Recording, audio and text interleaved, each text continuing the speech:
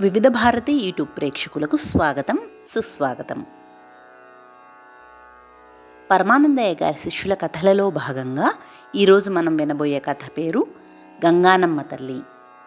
శని వక్రంగా చూస్తూ గొట్టంగాడితో, షరతులేంట్రా, సూది ఒకటైతే ఏడుగురం ఎట్లా తీసుకుపోతాం అని రెట్టిస్తూ, ఒరే గొట్టంగాడు, ఏడుగురికి 7 సూదులు ఇస్తావా లేదా అన్నాడు నిక్కచ్చిగా. బైరాగి చటుక్కున వాళ్ల మధ్యలో తలదూర్చి, మీరేమో 7 అంటారు, గొట్టంగాడేమో ఒక్కటేనంటాడు, అసలింతకీ సూది ఎందుకట అని ప్రశ్నించాడు దీర్ఘాలు తీస్తూ. గురు చటుక్కున తన చేతి గోరుతో బైరాగిని గుచ్చాడు. బైరాగి కెవ్వున ఎగిరి గంతేసి, అమ్మో ఏదో గుచ్చుకుంది బాబో అని అరిచాడు. శుక్ర రుసరుసలాడుతూ, గుచ్చుకుంది ఏదో కాదు, ముళ్ళు, నీకు కాదు మా గురువుగారికి. ఆయన కాలు వాచిపోయింది అరటిపోదెలా. ముళ్ళు బయటికి తీయాలంటే కావాలి సూది అని చెప్పాడు. మంగళ ముసిముసిగా నవ్వి, మేం 7గురం కదా, ఒకే సూదిని అందరం ఎలా తీసుకుపోతాం అని రెట్టించాడు. వీర్రాజు చప్పున సలహా ఇస్తూ, మోసుకుపోండేహే అన్నాడు. బుధ సందిగ్ధంగా నొసలు చిట్లుస్తూ, ఎలా అని అడిగాడు. వీర్రాజు చప్పున కొట్లో నుంచి సూది తీసి ఇట్లా అంటూ గంగానమ్మ గుడి ద్వారం మీద విరిగిపడి ఉన్న ధ్వజస్తంభం మీద గుచ్చి, ఈ స్తంభాన్ని మీరందరూ కలిసి మోసుకుపోవచ్చు. సూదితో ఈ స్తంభం మీకు కావాలంటే ముందుగా మీరు గుడి తలుపులు తెరవాలి. లోపల చెత్తా చెదారం ఊడ్చి నీళ్లు చల్లి గర్భగుడిలోకి వెళ్ళి గంగానమ్మకి ధూపదీప నైవేద్యాలు పెట్టాలి.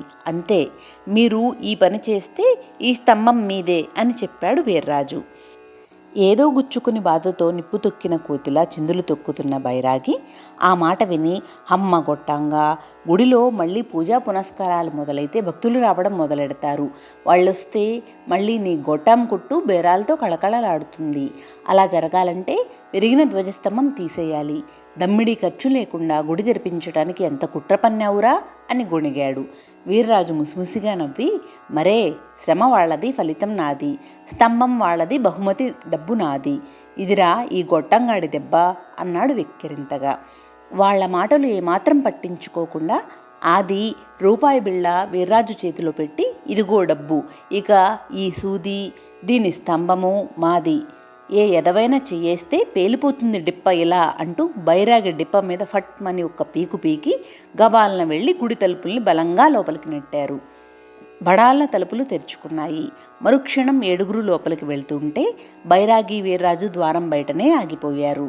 గంగానమ్మ గుడి ప్రాంగణంలోకి ప్రవేశించిన 7గురు చకచకా బూజులు దులిపి మట్టి చెత్తా చెదారం చిమ్మి గుడిలో దిగుడు బావిలోకి వెళ్ళి నీరు తెచ్చి ఆలయం బయట లోపల శుభ్రంగా కడిగారు. గర్భగుడిలో పీఠం మీదున్న గంగానమ్మ విగ్రహానికి అభిషేకం చేసి పసుపు కుంకుమలు అద్దారు. అంతటా ఆది గొంతు సవరించుకొని అమ్మవారిని కీర్తిస్తూ గాత్ర కచేరీ చేస్తూ ఉంటే సోమ మంగళ నోటితోనే మృదంగం వీణ వాయించారు. గురు అమ్మవారిపై ఆసువుగా స్తోత్రాలు పలుకుతుంటే బుధ అందుకు తగ్గట్టుగా నాట్యం చేశాడు.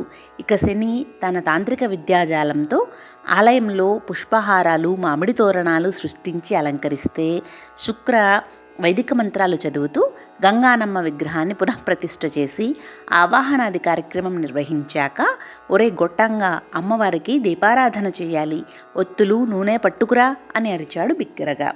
అప్పటిదాకా లోపల జరుగుతున్న తతంగాన్ని బయట నుంచి వినడమే తప్ప లోపలికి తొంగి చూడటానికి కూడా ప్రయత్నించని వీర్రాజు ఆ కేకతో ధైర్యం తెచ్చుకుని బైరాగి వైపు పరిహాసంగా చూస్తూ, విన్నావా, చూశావా, గుడికి ధర్మకర్తలం కదా, జ్యోతి ప్రజ్వలనకి ఆహ్వానం వచ్చింది, ఇదిరా ఈ గొట్టంగాడి స్థాయి అని కొట్లోంచి ఒత్తులు నూనె తీసుకుంటూ ఉంటే బైరాగి వెటకారం చేస్తూ, ఓయబ్బో, స్థాయంట స్థాయి, అదేంటో మేము చూస్తాం, వెళ్ళు వెళ్ళు అన్నాడు ఎకసెక్కంగా.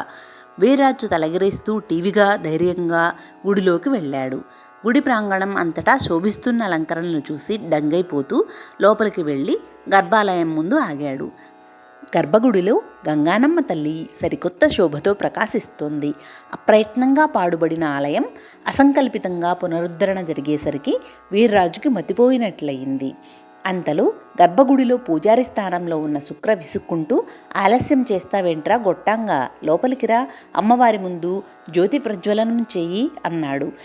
వీర్రాజు గబుక్కున గర్భగుడిలోకి అడుగుపెట్టి అమ్మవారి ముందున్న దీపపు సమ్మెలో నూనె పోస్తూ, ఏంటా కారుకూత, మేం ఈ గుడికి ధర్మకర్తలం తెలుసా అంటూ ఒత్తులు వేసి వెలిగించాడు. దీపపు కాంతిలో గంగానమ్మ దేదీప్యమానంగా ప్రకాశించింది.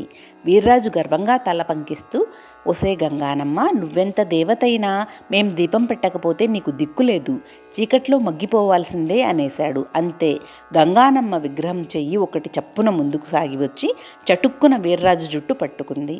వీర్రాజు భయంతో బిత్తరపోతుంటే, దీపం పెట్టావంట్రా, దీపం, ఇంతకాలం హాయిగా చీకట్లో కాలక్షేపం చేస్తున్న నా ముందు దీపం పెట్టి చీకట్లోని నన్ను వెలుగులోకి తెస్తావట్రా నువ్వు, రేపటి నుంచి జనాలందరూ గుడికి వచ్చి అడ్డమైన కోరికలు కోరుతుంటే అవన్నీ ఎవరు తీరుస్తారా అంటూ వీర్రాజుని ముందుకు వంచి, నువ్వు తీరుస్తావా, నువ్వు తీరుస్తావా, నువ్వు తీరుస్తావా అని అరుస్తూ అతడి వీపు మీద దభీ దభీ దభీమని 3 గుద్దులు గుద్దింది.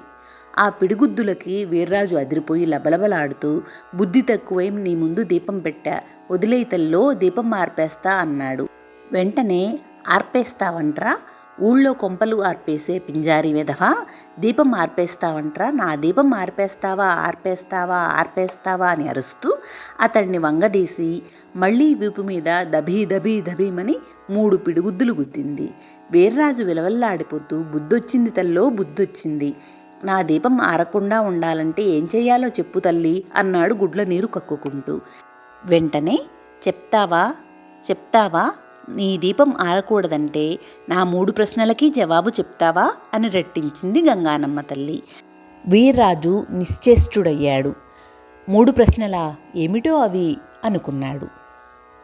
మిగిలిన కథలను తరువాయి భాగాలలో కొనసాగిద్దాం. సర్వే జనా సుఖినో భవంతు, లోకా సమస్తా సుఖినో భవంతు. ఓం శాంతి శాంతి శాంతి.